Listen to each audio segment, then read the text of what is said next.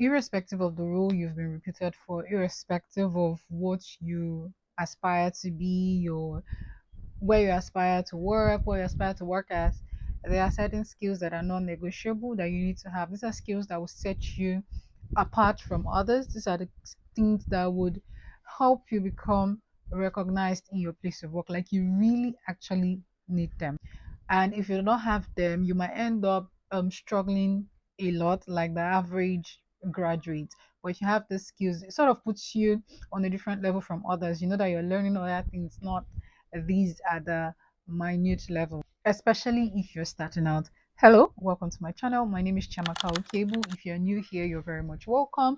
We discuss everything around career, lifestyle, and also I share my day to day, my experience I'm living sometimes. Okay, so without further ado, especially starting out, you want to be that person that people can depend on. You want to be that person that has certain qualities that people need. Like they can come to you and give you a job because your boss can give you a job knowing that you require little to no supervision and you have the right skills for that job. First, I will start with this communication. Just listen to me. I'm going to mention a few things that you would require. Okay. First is communication. You need to be able to drop those street expressions, the street expressions that you know, and you need to be able to watch your body language, right? So, beyond speaking and all of that, you need to know how to watch your body language, how to read a room. You need all of those things. You need to be a cheerful, enthusiastic person, right? You need to come out in the way you speak, the way you talk to people. You do not need to come out as being overbearing, though. Just watch the way you communicate. How enthusiastic are you when you say things when you're in a meeting? Clear and effective communication is key to collaboration, is key to relationship building. See, you'll be doing a lot of presentation, a lot of reports writing. Do you know how to use MS Word efficiently? Not that thing you've been using. Do you know how to use MS Word efficiently? Do you know how to use do a presentation, PowerPoint presentation? Do you know how it is done? All right. Not just say you're using a template.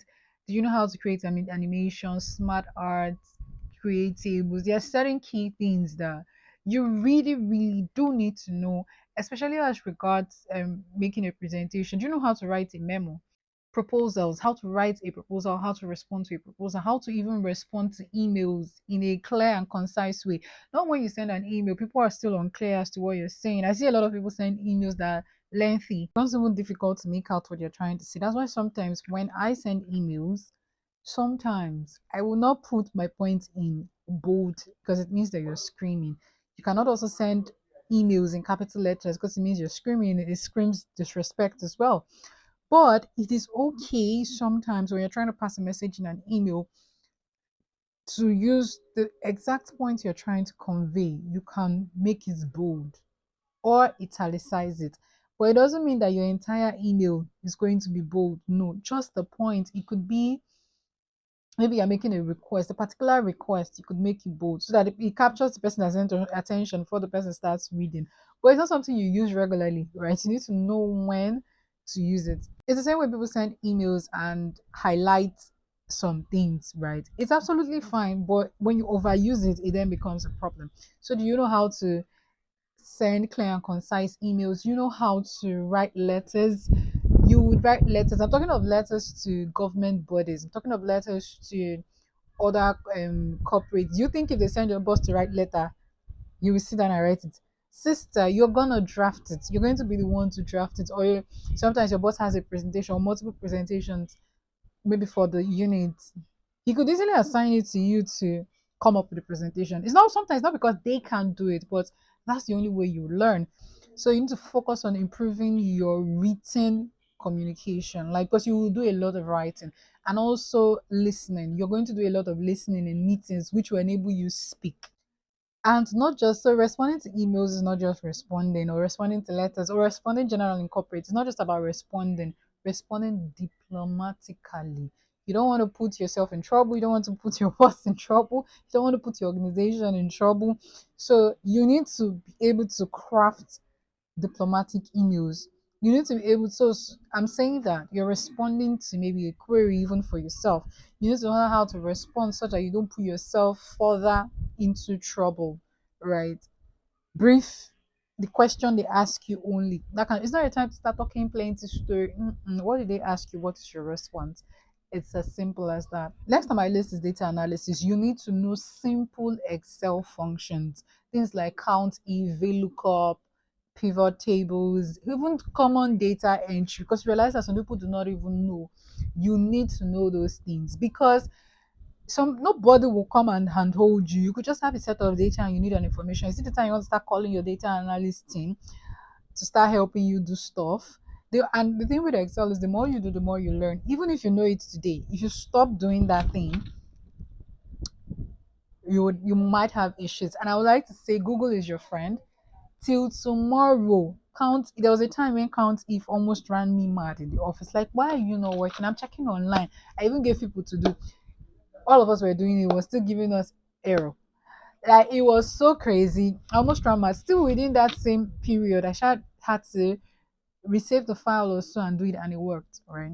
Excel can be crazy, agreeable. So you need to know how to do it. And you know that I've been mentioning Microsoft all this while. You also know there's Google Sheets. If your company is focused on Google Workspace and all of that, so everything will be the Google version of it. But you need to know this function. So data analysis saves you time. It helps you make data backed decision, which even helps you get easy buying because you're not just going with them to say let's do this. No, you're telling them that data says. Ah, everybody will want to sort of listen to you, right? Everybody will sort of want to um at least hear what you have to say because you're being backed by data. You're not just coming say you're not just having a feeling and saying based on my feeling. No, you're coming specifically to to tell them that according to the data we have, based on customers feedback, based on the responses we received. Oh, I did a survey and you're coming from a place of authority. Now guess what, if you can go ahead to visualize this data, you are now on a different level. So you're not just even telling them that from the data collected or from the no, you're now even visualizing it. Visualization is very simple. There's the before you even go to the big part or maybe you're using Tableau and all of that. No, there's even the smaller part. Say I have this data and I've done my analysis based on the number based on the data collected. Our product is majorly used by female 31%, blah, blah, blah, blah, and you're visualizing it maybe in a pie chart, in a bar graph, histogram, all those things they taught you, those are actual visualizations. Now, knowing the right colors to use, you're not just using red everywhere, knowing fully well that red signifies danger, orange is a warning. So, all of these things actually do matter, right? If women use more than men, it's okay to use green for the women and then use a different color for the men, or if the men, that kind of thing. You need to know all of those things. And guess what? These are things that you can learn online. You don't even need to pay. YouTube that you are on right now watching this video has a lot of channels that can teach you these things. You can also Google randomly. There is this place, W3 School. I will look for the name I put. I think it's W3. I can't remember the name. Yeah, but a lot of things that has to do with analysis, learning how to code, they have it there. Now, data analysis, you know, you can do it on Excel, you can do it on the Google version, that's Google Sheets. You can do SQL, you can use Python, you can do R. These are I'm beginning as I'm calling them, they're beginning to go advanced and all of that. Even Excel, we don't even use. I don't even think I know one third of the functions, but the basic function is something you need to know. So you don't have to be in tech to know some of these things, so long as you are in corporate. Even for your personal business, there are times when you will need this analysis. So long as you're in corporate, you are going to be dealing with large amount of data from time to time. And it gets confusing. Sometimes even VLOOKUP has shown me some level of shege in this life. Like it was not looking up anyway. I had to call my data analyst friends like, guys, my VLOOKUP is not look. Excel can disgrace you. Know this and know peace. But it's better you know that you even know this. Even if you are at a beginner level, you even have an idea. You're different from someone who is just coming, no idea whatsoever. You expect the corporate world to teach you every single thing, like how to use. No, you will learn those during the course of the as you use them, but it's also important that you even know some of these things for you enter. Because imagine your boss just sending you data, and maybe you don't know why it could happen, and then as it's passing, it just tells you, I need that data analyzed, I need that data analyzed. Things like that happen in the corporate world where you don't have clarity. And maybe you go and meet him or you ask someone on your team and they tell you, oh, what he's basically saying is he wants to know the number of male and female. Like they tell you the parameters basically that he's looking for, and then you're stuck. Or they ask you what are the total number of people that have, you are stuck because you cannot do sum. What is the average? You cannot do average. What is the mean? You cannot. These are Excel functions, or they send it to data and they're asking you, they want to know the people that are not registered here. Two set of data, you have to compare what's here and what is in this that is not in this. You don't know how to. I'm telling you now, these are functions that you need to learn. They would so help you.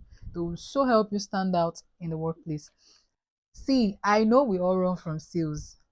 I know we all run from sales, but the art of selling is just as important. Sales is a skill. It is a skill that you need. So even if you're not in direct sales role, like you're not in sales, you're not in banking, marketing the way banks would have it, right? Because marketing is deeper than. In fact, let's not go into that, right? Banks have so bastardized what marketing is all about. So let's not go into that.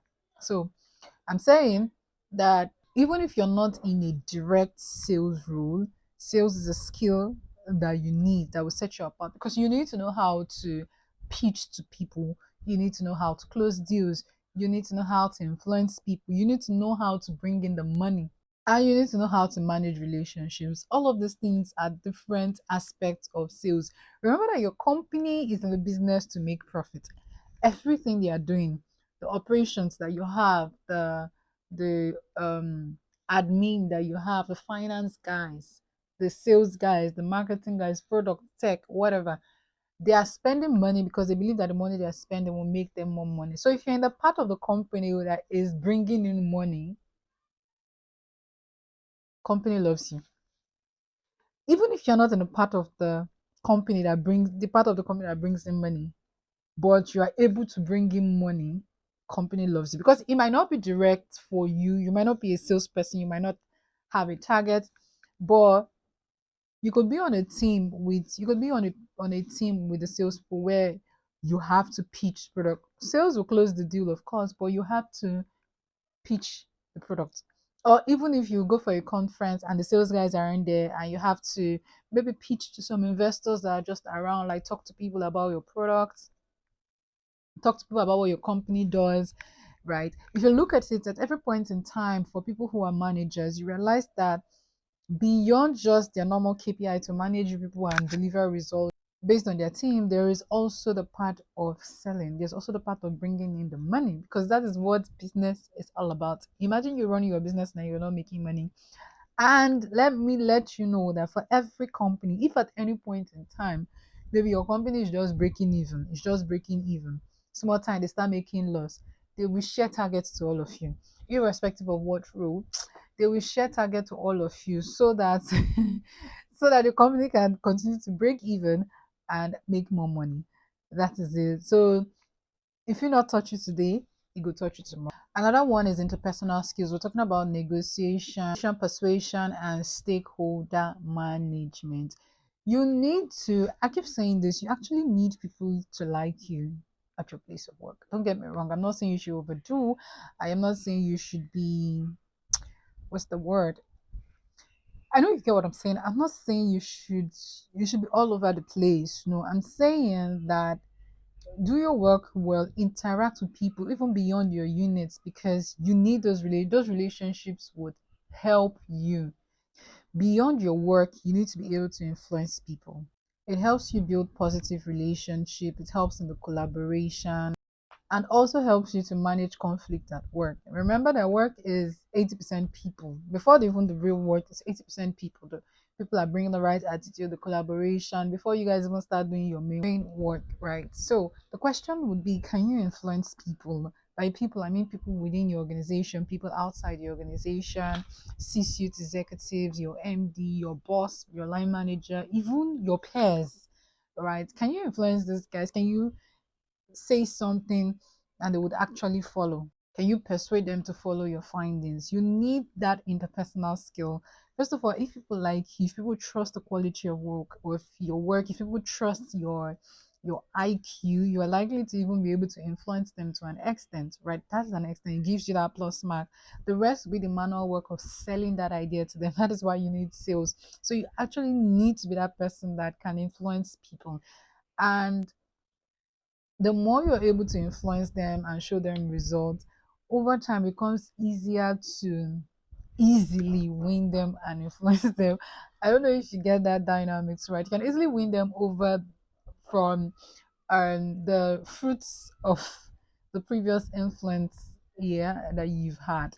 And it's not just your colleagues, it's not just people outside your department as well, outside your office. How well can you influence people? And it's not as easy as you think it is.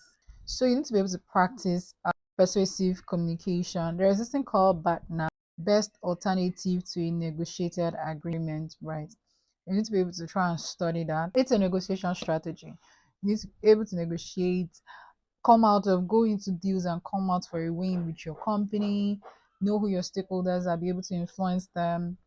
I'm keeping saying the word influence. You need to be able to get them to do the things that you want them to do. Exactly. You need to be able to get buy-ins.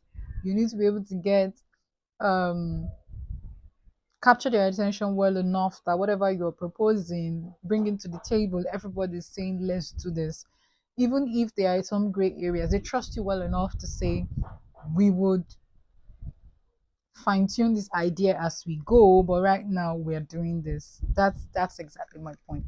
Next, if I ask you right now to find me something on the internet, can you find me um that thing from credible sources? Can you? Data, right, is one of the hardest things to find in Nigeria. And I will tell you that it was a major issue for me when I started my career because where the data day? It was very hard for me. Right. Credible sources in Nigeria is so hard. But you cannot be providing something to senior management that is not from a credible source. So how good is your research skills? How fast are you in making research? So you need to be fast, you need to provide quality, and sometimes you need quantity as well. So you say this source said this, is another source saying this, is there another source that is saying this? What authority? See, sometimes you might scale through with just giving shabby, doing shabby research and just say one source from Google. Some days they will question you, especially if you are whatever thing you made a research on is in line with company strategy and taking the company to the next level, like is the main thing. They will question that data and ask you, um, from what credible source? Why do you think that that source is credible? Take it from me. Take it from me. I've done a lot of research enough to know that it can go left and right. Now, before even all of that, before you're even able to defend that, do you even know how to find data in Nigeria? Do you know how to get credible sources? Do you even know how to get even though the worst part is that we write projects in Nigeria, which means that we should even know how to get it.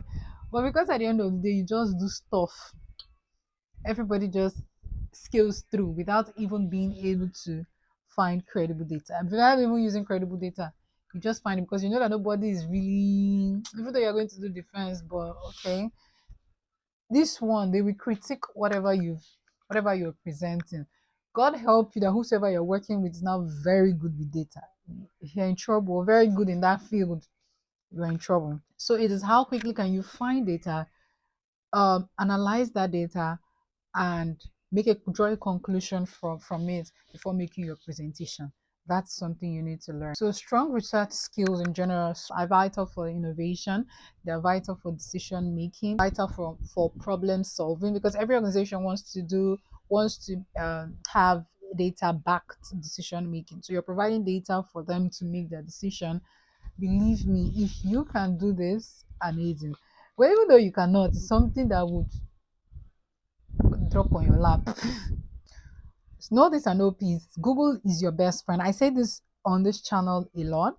Google is the best thing that's ever happened. I will still rate it over ChatGPT just because I'm giving respect. I know, but Google would help you, ChatGPT would help you. Okay. The thing is, do you know how to write the right prompt for you to get the right answer? That that is where it becomes dynamic.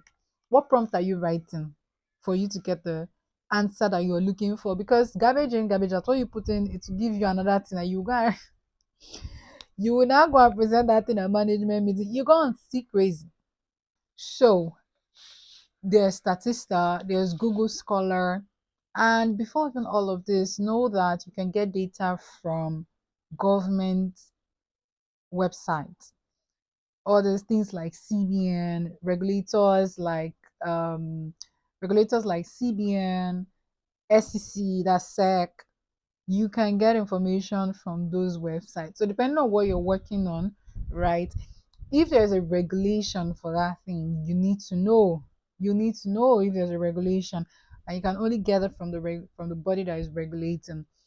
And away from that, there are other industry specific database that you also need to be able to access.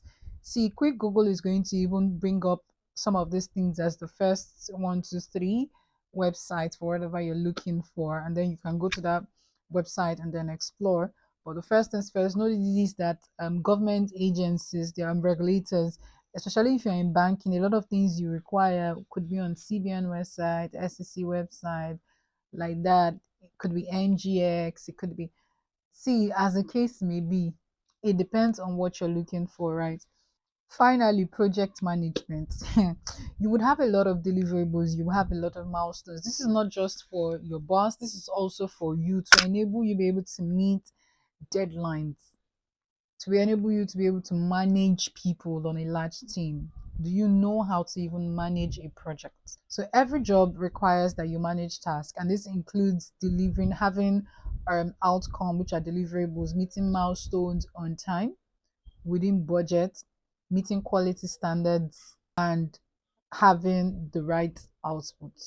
Okay, so do you know how to do all of these things? These are not things you would do alone. These are things you might just be handling one part. You might just be the main stakeholder, which means you're everywhere. There might be people doing all of these things. You know how to bring it all together.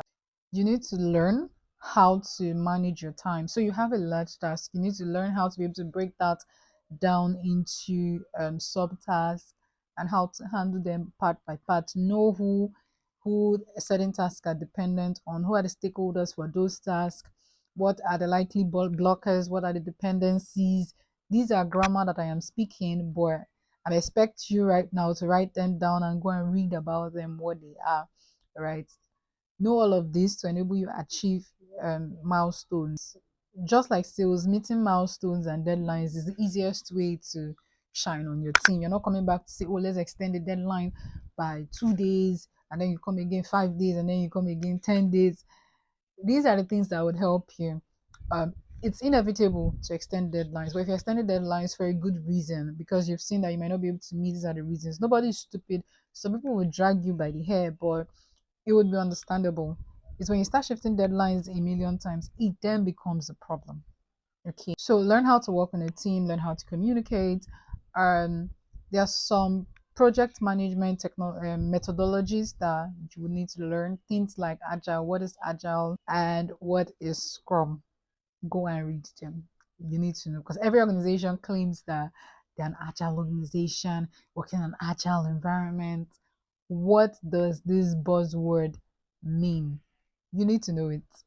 Okay, learn all of those things. So you could do CAPM, PMP, which is professional project management, professional, the body, right? Okay, Project Management Institute, which is the body, has certain courses, certain free resources that you can use on their website. Leverage those to learn some project management skills, just have a knowledge around it. So yeah, these are some of the things I think you should learn or you should know if you're just starting a job, or skills that you need on the job you would sort of struggle if you're not really good in all of this. And it might seem like a lot for you, but if you already have the skills, some people are natural influencers, some people are natural salespeople. Yeah, so if you are lacking in some of these, you can boost them now. I always say prepare for the job, and not when the job comes, you then start prepping. Okay. All right, guys. So if there's any other thing I may have missed out, let me know in the comment section. Also, what has your experience been? If you're someone who didn't know all of this, is you had to learn on the job, what was it like? How crazy was it? If you're someone who learned how before the job, how did it help you? Let's discuss in the comment section. Thank you so much for watching. My name is Chamaka Okeibu. Do not forget to like, comment, and subscribe, and I will see you in my next video. Bye, guys.